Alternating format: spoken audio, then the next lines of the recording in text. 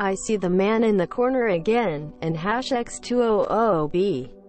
There was no one, but she'd been seeing a dark man in the corner for days and asking about him monsieur toward the end. This was all she talked about beside crying for her mother. Cancer. I'm going home tonight, so I won't see you tomorrow. Bye. Damn if she wasn't right. Not the very last words. But I had a patient in her early 20s who was severely thrombocytopenic and bleeding profusely for days. Asked me if she was going to make it. I had to look her in the eyes and tell her there is a good chance she wouldn't. I thought she would bust into tears, but no. She just kind of sat back and accepted it. I think she already knew. She died shortly after I got off shift. Nurse. In hospital caring for 40-ish man with brain tumor. Coming in and out of consciousness. Not to be resuscitated. His 16-year-old daughter was crying nonstop for 12 hours. His wife, who had been given a few months to prepare herself, was calm and focused on her husband. I had to routinely check his level of consciousness, which involved talking to him in a loud voice. Responds to auditory stimulation, which I did not like to do. So I asked his wife to do the loud voice part, so the voice he would hear would be hers, not mine. And she did so without hesitation. The only response we observed with her vocalization was that this by now profoundly unconscious patient took her hand to his lips and kissed it. He stopped breathing very soon after that. I am haunted, but not in a bad way. With wide eyes. Don't listen to my family. They want to keep me around forever, but I just want to die. They won't let me. Edit. She wanted to get off dialysis, which was a death sentence for her. It wasn't words, but the most haunting death was a patient who was DNR. Through her and her family's wishes. She was losing her battle, and her family wasn't there. She was getting frantic and looking around and half sitting up in bed. And a nurse with more experience than me took her hand and calmly said, "It's okay. You're not alone. We're right here with you. It's okay to leave." The patient immediately calmed, put her head back on the pillow and died. I knew I wanted to be that nurse when I grew up. How the hell did she know just what to do and say? I've never forgotten it. A paramedic here. I was transporting a cardiac patient, and while we were both watching my EKG monitor, he went into VFIB, a lethal heart rhythm. His heart stopped pumping blood effectively at that point, but there was enough blood pressure for a few seconds of consciousness. He looked at me and said, "But I don't see the light," and went unconscious. Coded him, shocked him a few times. Meds by the handful. But he died. Not a medical worker, but my friend's husband was dying from cancer. He'd done lots of chemo and one surgery, and overall his prognosis looked really good. He'd gone through another surgery, and he was due to be released from the hospital a couple days after this story takes place. My friend had been with him and was going back home to sleep for the night. Just before she left his room, he said, "I'm going to miss you, my love," and obviously she thinks nothing of it, saying, "I'll miss you too. I'll be back in the morning." Couple hours later he was gone. Not a medical worker, but I went with my father to say goodbye to my great-uncle.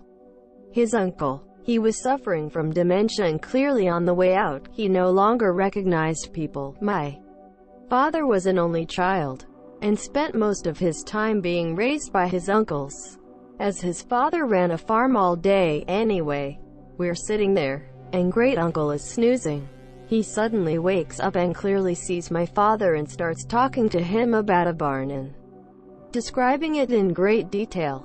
Like, he's talking about where it is, the way the paint was flaking off in one corner, and so on. My father is quieter than normal and just saying, "Yes," over and over as he describes the barn. Then, just before great-uncle loses consciousness, he describes going into the barn and setting it on fire. Turns out that my grandfather and great-uncle were having a hell of a dispute at one time and burned down the barn to get back at him. Everyone suspected, but never knew for sure. Edit. Looks like I forgot the last words. Most of them were mumbles, but he spoke about how the fire lit up the night and how it took a while to catch. My pop died of lung cancer. The last lucid thing he did was wake up just long enough to sing, "Show me the way to go home. I'm tired and I want to go to bed. I had a little drink about an hour ago and it went right to my head." It was really pretty amazing and freaky at the same time. Fuck cancer. Had a patient on the cardiac ICU during my second month of intern year who had newly diagnosed heart failure that we couldn't figure out what caused it. He was a healthy guy, in his 60s, did yoga every day, walked a few miles 5 days a week. Genuinely nice guy, which is always a bad prognostic sign with his heart failure. His heart was so stretched out and not squeezing adequately to provide the blood and subsequent oxygen he needs to the rest of his body. A few nights into his hospital stay, I come in the next morning and discovered that the senior resident had to code him for sustained unstable heart arrhythmia, unstable VTAC. I went and talked with him about it the next morning and he told me that he was in and out of consciousness during it all, from the low blood pressure. But he compared it to the feeling of jumping out of the plane and skydiving. Later that morning I was checking on him again and he didn't look so good. He goes into the arrhythmia again, drops his blood pressure, and is in and out of consciousness. As I'm charging the defibrillator to shock him again, he comes back around to and briefly and asks me if I am taking him skydiving again and lets out a nervous laugh before losing consciousness. Deleted. I was visiting my grandpa and had to leave town and go back to medical school. And I told him I loved him and would see him later. He told me he loved me too. But no, I wouldn't. He was right. He died a week later of pneumonia. During my residency I was on call and running the hospital, as senior residents tend to do.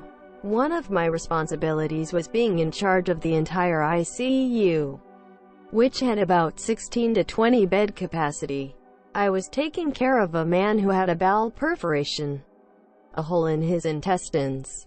He had a nasogastric tube up his nose into his stomach so that he wouldn't drown in his own feces. His brother and sister-in-law came to visit him and they had a nice conversation. I walked in as they were leaving and they said to him, "Make sure to listen to the doctor," as they left the patient, and I talked a bit and he wasn't looking so good. I kept hearing a gargling sound as he was speaking to me. The kind of sound you make when you rinse out your mouth with mouthwash and spit it out. I immediately checked his ink tube and it came right out. He looked at me and said, "I shouldn't have played with the tube," before going pale and losing a pulse. I did everything in my power to save him that day, but his lungs were full of stool and he died 20 minutes later. The rest of the day I felt utterly numb, and it still sits with me to this day. To have a patient smiling and laughing with you one moment, then being deceased 20 minutes later is one hell of a roller coaster ride. Edit. To clear up a few quick points, the ink tube was attached to a canister on the wall and set to suction to help remove contents, and the patient most likely aspirated. Think about when you eat and cough, swallow at the same time, and the food goes down the wrong pipe.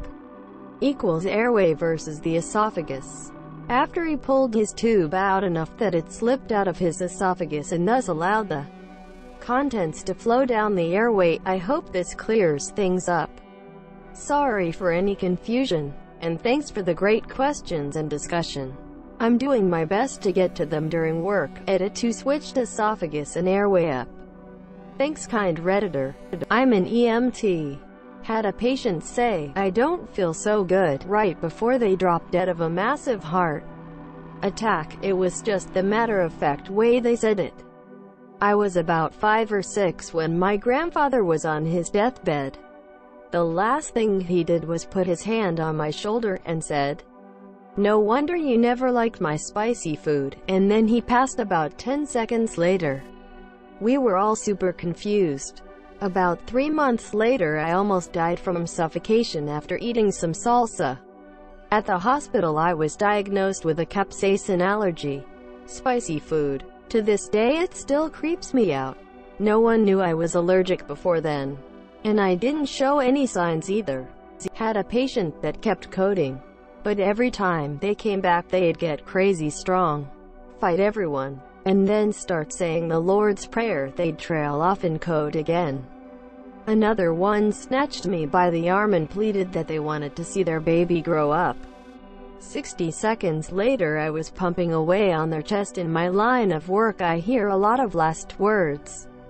These two, though, surprisingly weren't the final last words. I just thought they were, and at the time it was a perfectly rational thought. Of last words, my favorites were always the "I want you to go away and leave me alone. I'm going to sleep. Goodbye." Family members didn't pick up on that one, but that patient and his eyes said it all. Edit. Code equals code blue equals heart stopped. Stop breathing equals dead. When I was training I had a guy go into a massive cardiac arrest. We ended up working on him for over an hour and a half because we kept getting him back then losing him again. He had wet himself during the arrest, which is common. It happens. And he just kept apologizing for making a mess. I'm an emergency nurse, and there's one thing that always gets me when patients die. Not what they say, but what their husband, wife, parents say when they've gone. I've had it a few times, but the most memorable was a man in his 70s whose wife had just passed away, and he was holding her hand and crying. And he just looked up at me and said, "I've loved her for 55 years. She's my whole life. What do I do without her?" It breaks me every time. My dad is English and home was always England. Dad was in home hospice for 3 months. After 10 years with Parkinson's, he couldn't get out of bed anymore, and one day he said to my mom, "Let's get out of here." My mom asked, "Where do you want to go?"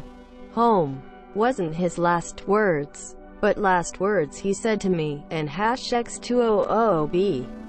I am an EMT, and we had a frequent patient, almost once a week. He was a huge slong, but towards the end he turned into a sweet and appreciative man. We were in his house, which what ended up being out last day there. He knew it. I didn't. He said, "Can I just have a beer before we leave for the hospital?" I didn't let him have it. I should have. "Can I smoke in here?" We were on an ambulance. Hospice nurse here had a patient who was experiencing terminal agitation. With an expression of complete terror on his face, he said, "Help me. They're coming to get me." Not a medical worker, but I knew a guy from middle school who had a degenerative disease, and he knew he'd die young. It was New Year's Eve and he'd just gotten out of the hospital for the 3rd time in a few months, so we were partying at his apartment. Somehow I ended up being the last person there with him and his girlfriend, and we were pretty drunk and got to talking for a while about how great the party was, how much nice it was to have friends like ours, plans for the future. All of a sudden he said, "God, I wish I had more time." I always thought I'd have more time. Not his last words, but they're the ones that stuck with me. We weren't close by any stretch, but I always wished he had more time too. He was so friendly and kind. The type of person who made you feel like their closest friend even if you were a total stranger. He was a good man and he deserved a longer life. At nursing home, most elderly people are at ease as they get nearer and nearer to death.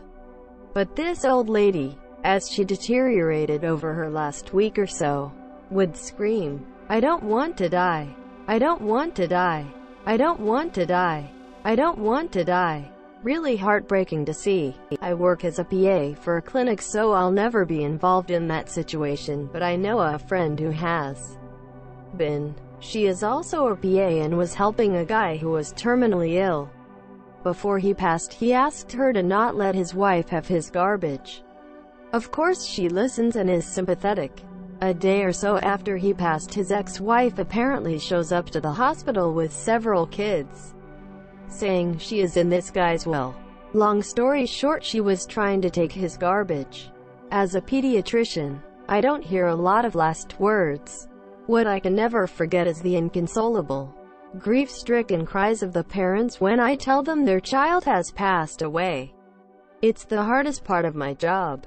having surgery tomorrow. What the fluff am I doing here? Edit. You are all super kind, wonderful people, and I will almost certainly not haunt any of you if I kick the bucket tomorrow. Not his last words, but a patient was admitted to telly, my floor, when they were actually in more critical condition and should have gone to ICU. So as they're rushing his bed to the ICU, he keeps calling out, "Somebody call my wife." I want to call my wife, and not 5 minutes after he leaves our floor I hear over the intercom, "Code blue. ICU room 345, cancel, code blue." Several minutes pass. Code blue. ICU room 345, cancel, code blue. Several more minutes pass. Code blue. ICU room 345, and I don't think they ever canceled the third code. Not a healthcare worker, but my grandfather passed this week at 89 years old. He was a very sharp, sane man, not senile or any dementia. The 2 days leading to his passing, he began to see things. He told me, "Do you see Michelangelo painting?" I said no. He said, "He's painting invisible dust. Everything he paints disappears. I hope the bathroom is still there." He also told us he could see little men jumping from the fan blades. It was really strange. It sounded like he was tripping acid, but obviously he wasn't. He prayed over and over the night before he passed. We found him deceased in the morning. My husband is a PICU nurse, and one morning he came home in a bit of a daze. I asked him what was wrong, and he told me about a little boy who had been in PICU for a few days already and wasn't getting better. Most nights, the little boy would wake up, so one of the nurses would keep him company while he fell asleep again. My husband was doing just that. He read him a book, then just sat there with the boy listening to music so he would go back to sleep. Before falling asleep, the little boy said, "You were my favorite." The boy passed away in the morning. His little heart gave out and refused to restart. Although all patients are important, some leave more of an impression than others. Until that point, that little boy hadn't stood out to my husband, and he felt terrible about it because clearly, he had made a big impression on that little boy. That was the only patient's funeral he has ever attended. Edit. Thank you so much everyone for your amazing replies. I have passed along your love and gratitude to my husband. Actually read him some comments and he blushed and got all bashful. Thank you to those who gave this comment silver, golds and platinum. Since my husband did not receive this prize, I went and bought him a PSN card so he can spend on his games and made him his favorite for dinner. Student: Sir, are you in any pain? Patient: The fluff kind of dumbass question is that I just got fluffing stabbed. Fluff: Yeah, I'm in pain. He died within minutes. It's not words that haunt me.